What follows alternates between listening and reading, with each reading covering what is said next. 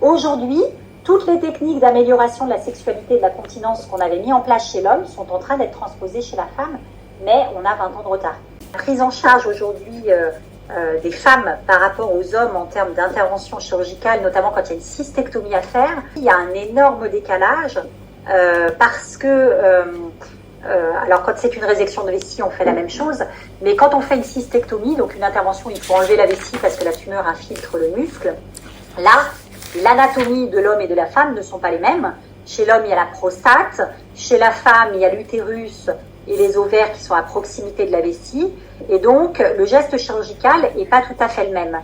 Chez l'homme, on enlève la vessie et la prostate, mais on a développé depuis de nombreuses années des techniques de conservation des nerfs qui sont autour de la prostate pour préserver la sexualité des patients. Voilà, même si les résultats ne sont pas forcément toujours optimaux, mais en tout cas, on transpose ce qu'on fait pour la chirurgie de la prostate à la chirurgie de la vessie, parce qu'on connaît très bien cette chirurgie de la prostate, on connaît très bien l'anatomie de la prostate, et donc on arrive comme ça à préserver des nerfs quand on le veut.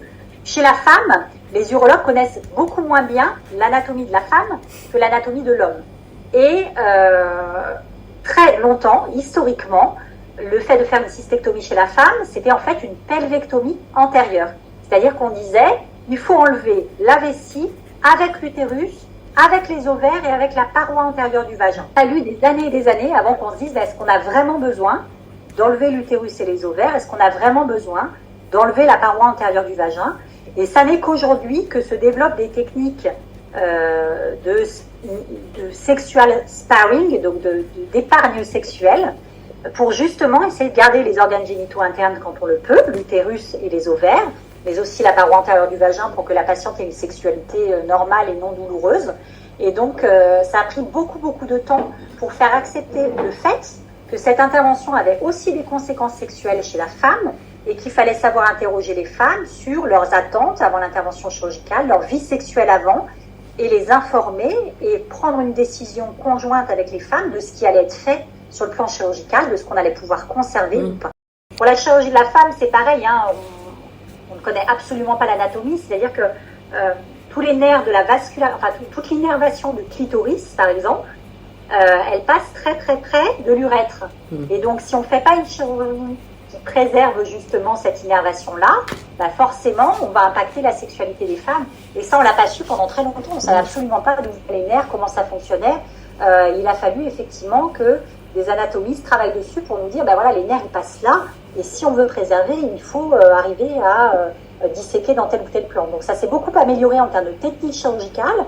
Encore faut-il s'y intéresser et se dire, il faut que j'arrive à améliorer les résultats sexuels chez les patients. Et bien souvent, on raisonne en âge, hein, et on se dit, c'est une femme, elle a 60 ans, donc la sexualité, c'est pas son problème. Ouais.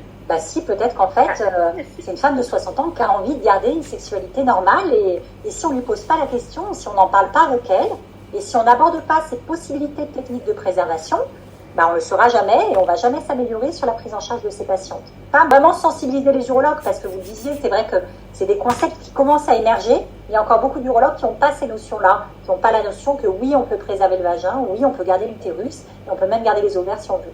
Chez la femme, on ne reconstruit pas la vessie à l'intérieur. Les urologues ont dit, chez la femme, il faut faire une poche. Alors chez les hommes, on a deux solutions. Soit on fait une poche extérieure, soit on reconstitue une vessie à l'intérieur, faite d'intestin, qu'on va mettre en lieu et place de la vessie. Et pendant des années, on a dit cette reconstruction de la vessie par l'intestin, on ne peut pas la faire chez la femme, ça ne marche pas. Ça ne marche pas, sur quels critères, ça n'a jamais été démontré. Et en fait, maintenant qu'on le fait, on se rend compte que ça marche très bien de faire des reconstructions de la vessie par l'intestin chez la femme, ça marche. Et ça marche même encore mieux que chez les hommes. Souvent, elles sont très continentes parce qu'elles ont justement le soutien de l'utérus en arrière quand on arrive à garder l'utérus, qui leur donne de très bons résultats fonctionnels en termes de continence. Donc on en revient complètement par rapport à ce qui se disait il y a 10-15 ans, où on disait chez la femme, il faut tout enlever et on ne peut pas reconstruire à l'intérieur, il faut faire une poche externe. Aujourd'hui, toutes les techniques d'amélioration de la sexualité et de la continence qu'on avait mis en place chez l'homme sont en train d'être transposées chez la femme, mais on a 20 ans de retard.